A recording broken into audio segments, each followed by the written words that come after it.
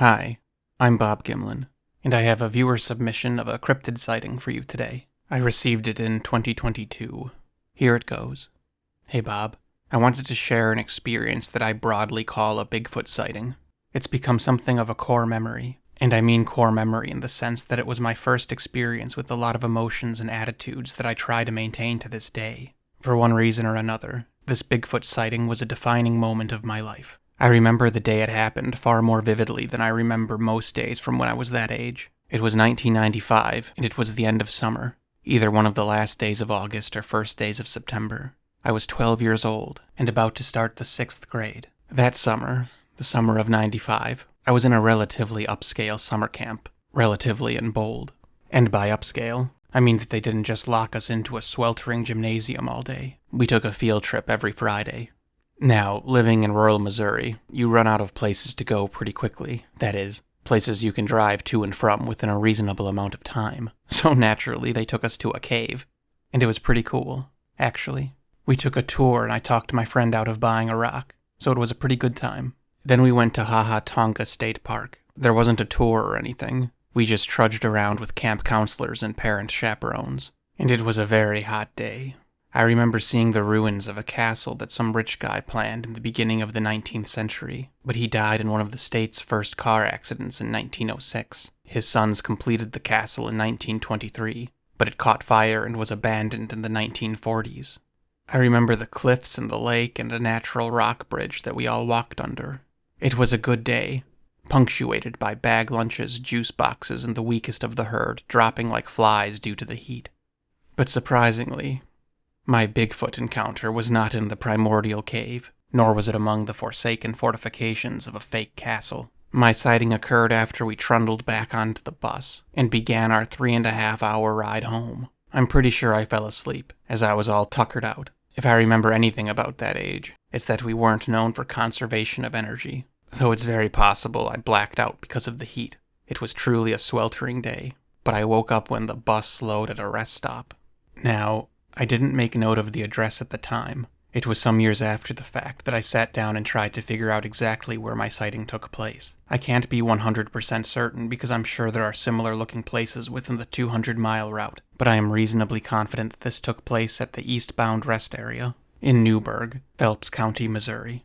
There's no gas station or anything. It's just a truck stop, and we only stopped there to use the bathroom, stretch our legs, drink a juice box, and get some relief from the furnace-like school bus. So we clambered out of the bus, found a shady spot, and drank cold drinks and stretched our legs for a while. Just catching a breeze felt like air conditioning at that point. And then, after everyone had used the facility, we lined up to throw stuff away in a trash bag. And this is where the cryptid sighting begins. It was right before I dropped my trash into the bag that I saw, from the corner of my eye, a face looking at me from behind a tree. It was certainly less than 50 feet away. Not far. My best guess would be between 40 and 45 feet away. The tree it was behind was part of a tree line, but slightly forward, closer to us than the rest. It was one of the only trees in the area that was in grass that was mowed. Part of its body must have been visible, but I have no recollection of it. I was too focused on the face, which I can only describe as extremely disturbing. I think this is important. When I first noticed it, I did not think it was human. It was apparent that this was something else. I know that in some encounters, you hear that at first they thought it was a man, and then only after further scrutiny do they realize it's not a man. That's not what happened to me. At no point did I think this was a person. Whatever I saw did not register as human to my mind. Everything about it is hard to explain. The flesh of the face was smooth, too smooth. Smooth enough to look fake or artificial, almost like porcelain. The face itself was hairless, or so it seemed, and it was colored very much like a not quite yet ripened peach. It was yellowy, a yellow beige, but with these very bizarre purple-red splotches that started by its neck, convalesced in the corner of one lip, and then spread to the rest of its face, but gradually tapered off. They were deep, deep purple, almost red. The mouth was small. I don't remember lips, and I don't remember teeth. Its mouth was closed, but the crease was long. I took all of this in a second, and I didn't move to face it directly. I think I realized that had I turned to look at it, it would have disappeared behind the tree. I was just watching it out of the corner of my eye. I say corner because that's the expression, but it was really just slightly to my left. I remember that the other kids behind me were irritated as to why I wasn't moving, like I was hogging the bag, because I was frozen, just standing over the bag without dropping my trash in, but I was fixated on the yellow face. It had a receded hairline and what I would call peach fuzz on the top of its head, where normal hair should have been. Its forehead was completely smooth. It had absolutely no creases, wrinkles, or hair on its forehead whatsoever, and its forehead was shiny. The shape of the head was elongated, or more ovular than a person's, which may be why the hairline looked so receded. The nose was round, and the nostrils were like slits, like trenches instead of holes. Yes, it did have a brow ridge, but nothing like a gorilla. It was smooth and raised above the eyes, but gracefully, or gracilely, dipped backward then upward. The brow was like a recurve bow. Its eyes were not sunken into the brow. They were forward like ours. It was too far away to see eye color, or maybe I just don't remember the eyes. But I don't recall them being overly large or overly small. They weren't sunken, and it was obviously watching intently. Then it tilted its head very slightly, before slowly withdrawing behind the tree. I don't know. All of this happened in maybe 6 to 10 seconds.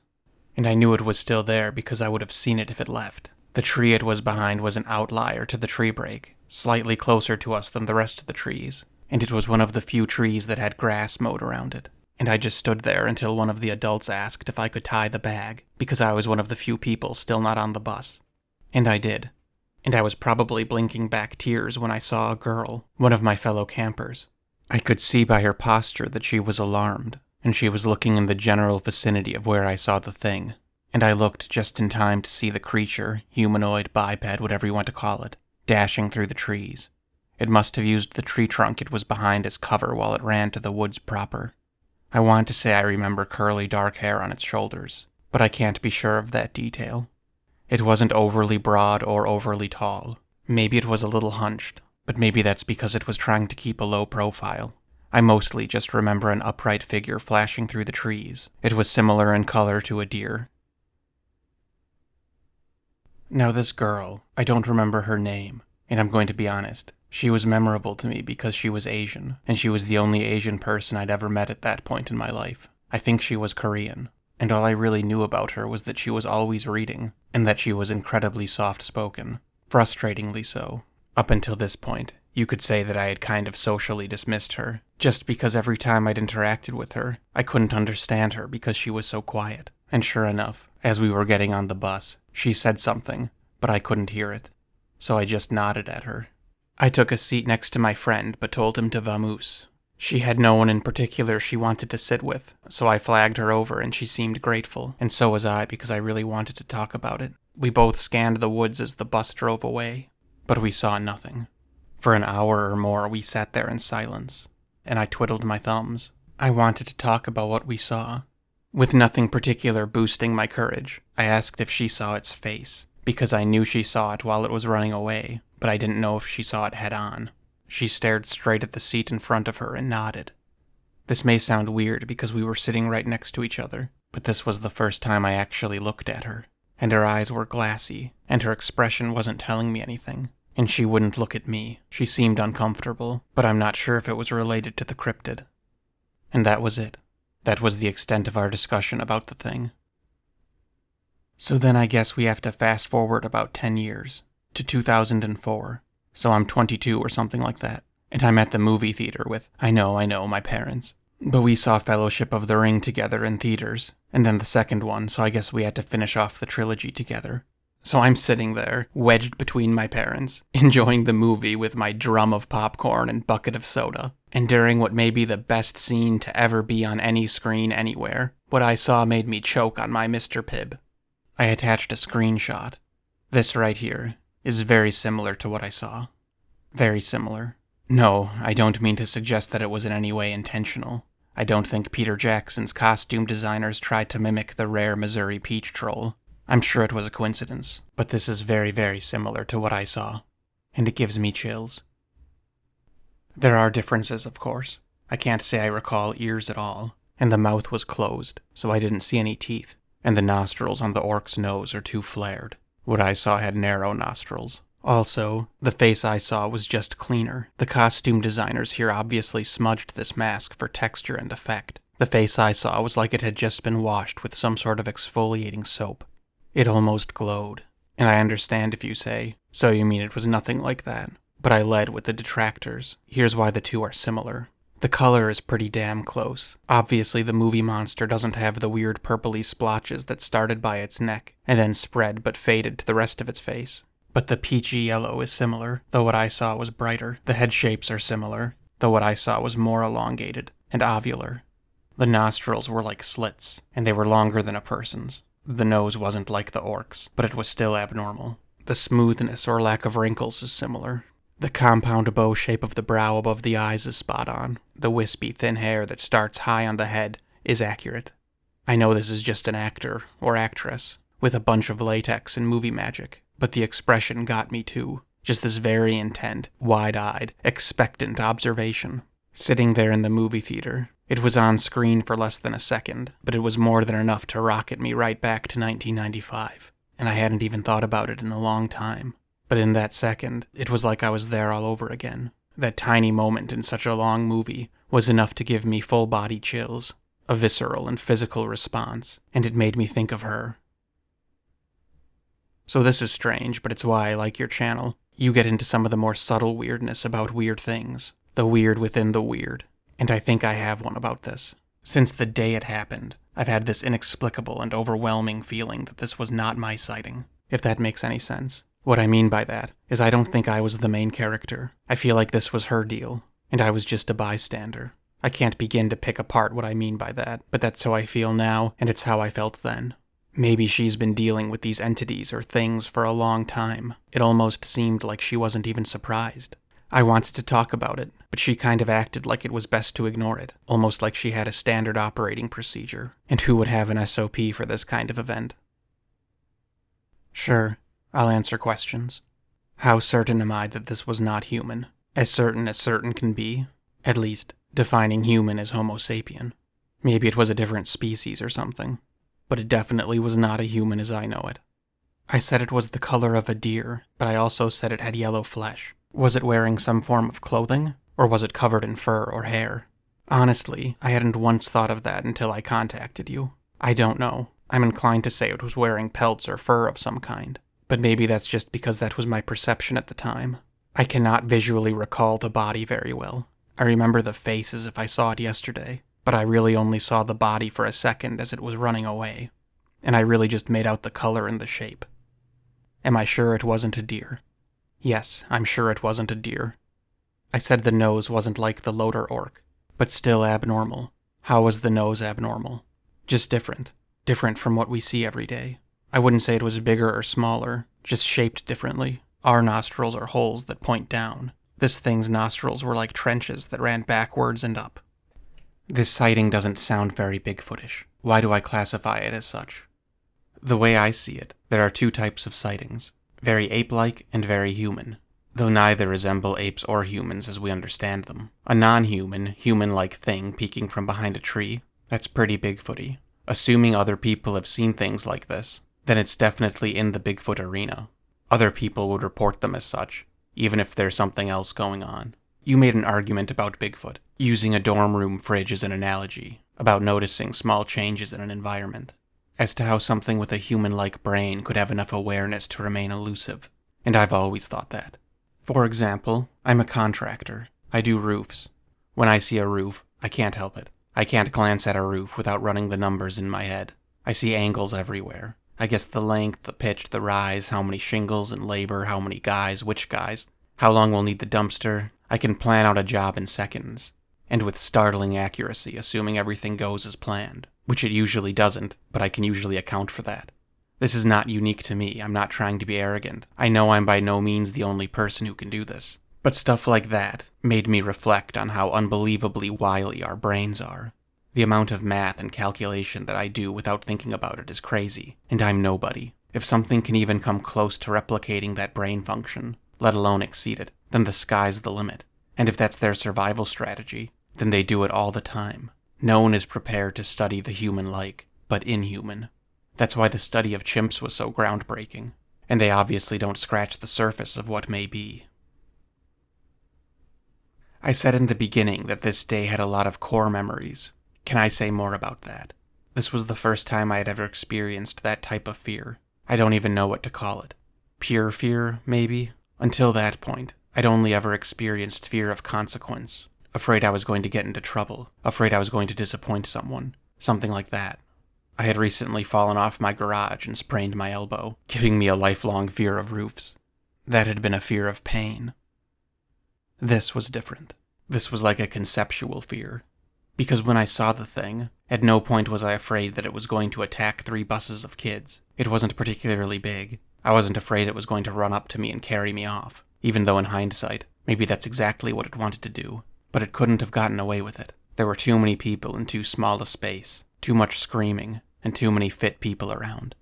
I wasn't afraid of this thing in the same way I would have been afraid of a bear or a lion or something, but it was closer to that kind of feeling. Maybe a better example would be if someone is afraid of snakes, they'll be afraid of a harmless garter snake, even though they know it can't hurt them. Strangely enough, maybe the closest emotional reference I have to seeing this face is when I see one of these guys hanging out on the wall. A house centipede. Just this intense terror and disgust.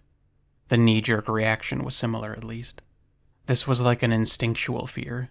I'm convinced that our instincts, our genetic lineage, whatever you want to call it, I think we are ancestrally prepared to see this type of thing. So that's the first core memory, I guess. Just my first experience with that type of fear. The second, and this one seems pretty obvious, there are things that happen that you can't Google an answer for. I don't know what I saw. No one knows what I saw. And I just have to live with it. And there's kind of a peace that comes with that. It's out of my hands, and it is what it is. I guess the third core memory is the comfort of a shared experience, and also what I'll loosely define as manhood. This girl barely said a word to me, but she saw its face, meaning I wasn't crazy.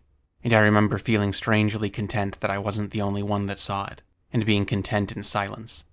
And don't judge me too harshly, but I also consider this to be the first time in my life that I understood what being a real man was all about. I don't want to hit you up with too much information here, but she fell asleep on my shoulder. She felt comfortable or safe enough to fall asleep on me. That was a big deal for me. And yes, I thought she was cute at the time, and to add to that, unique or exotic. But there I was with a girl snoring softly on my shoulder, and I had not a single dishonorable intention or thought. That's why I said it was my first experience as a, quote, real man. Me and my little friend group at the time were truly vile, filthy little creatures. But that was just zapped away at that moment. I knew we had just shared a relatively inconsequential, but still pretty profound experience. Quite possibly, we'd never meet another soul in our entire lives who would understand. And we didn't even need to talk about it. In hindsight, not needing to say anything said a lot. Respect, trust, and presence. That was my job as I sat there with my hands on my lap, and hell or high water wouldn't have stopped me from doing it. Earlier, I said that she had said something to me as we were getting on the bus, but that I didn't hear it. Do I have any guesses? No, I have no idea what she said. I'd really like to know, but it very well may just have been a pleasantry. Did I keep in touch with her? No, that was summer camp, and my last year of it. Evidently, we went to different schools. I have no idea what happened to her. I don't even remember her name. I remember that she was the only Asian. I think she was Korean. She was very soft-spoken, and she read a lot. Remember, this was the 90s. I don't know how old you are, but this was before social media. I said I wasn't the main character. What did I mean by that? This is about as woo-woo as I get, but just based on her reaction. She seemed more embarrassed than excited. She didn't seem surprised. Her reaction was just off. Maybe it was a cultural thing, but who knows? I was clearly chomping at the bit to talk about it, but she wasn't biting. One of these days I'm going to look into Asian folklore to see if there's anything out there that could account for the face. Okay, hi, back to me. Right off the bat, I'd like to mention that I always give my illustrators a vague idea of what I think the character should look like. In this case, I said I'm picturing the kid from Critters, just because that's the first thing that came to mind when I thought of a 12 or 13-year-old boy from the 90s. I didn't really expect him to grow up into just Leo, but that happened. And on the topic of illustrations, I made the particular call here not to tell illustrator Adrian about the Lord of the Rings orc when he made his illustration. I asked for the face as a standalone with no context, without the narrative parts, and I basically just copy-pasted the witness's description to him. And I was actually quite startled at how similar they turned out, especially the nose. When I first read this account, I thought of Bert from Sesame Street, which is rather terrifying in this context. Or most contexts. Eyewitness sketches are notoriously unscientific, and range from comically bad to unbelievably accurate. University of Stirling, in Scotland, conducted a study on forensic sketches. Participants studied a face for 60 seconds, and then immediately described the face to a forensic sketch artist. The sketches could be matched to the correct individual only 3% of the time. It's not a matter of memory. The problem is describing what you're seeing. And personally, I think it's because our facial recognition process is so innate, so ingrained within us, that we don't know how to describe it. We can't explain it. Like walking. I'm really, really good at walking. I do it almost every day, and I wouldn't know where to begin explaining how to do it. Perhaps sometimes, seeing a face is a little bit like riding a bike. It's hard to explain and impossible to forget. When Adrian finished this face, I sent it to the witness for comment, and he said something like, "It's a good attempt," but what he saw made more biological sense than what we see in the illustration, which is understandable. It's rare to get such an exact location. This is it, or so he thinks, 50 or 60 feet behind the bathrooms. The sighting was in '95, so who knows how much it's changed in 10 years. I'm joking, I know it's 30 years. I don't live close to Missouri. Half of Missouri doesn't live close to Missouri, but it would be interesting to check out the area, though I'd suspect there's nothing to note. This area of Phelps County, Missouri used to be called Arlington, but after a highway was rerouted, the town of Arlington died. Literally, it became a ghost town, now hosting only less than 20 private residences. So that's a bit of spooky history, depending on how loosely you're willing to define spooky. I think as humans, we really like organization of ideas. It makes data more manageable. But when I first began to look into this type of thing, I really only gave any credence at all to the classic reports, the giant ape-human reports, which on the one hand makes sense, because indeed, those types of sightings make the most sense. But on the other hand, it seems like a bad practice to only report on the encounters that fit the preconceived mold. A cookie is still a cookie, even if you don't understand the cutter that spawned it. As for the witness's impression that this entity may have somehow been connected to the sole other witness, I don't know what to make of that, but I don't like it. Not at all. I don't know much about Korean folklore or Asian folklore. If you have any ideas, let me know in the comments. Anyway, I'm up to my chest in videos at the moment, so I hope to have another one for you very soon. Make sure to like the video, that really helps me a lot. Consider subscribing if you haven't already. And most importantly, and as always, thanks an awful lot for listening.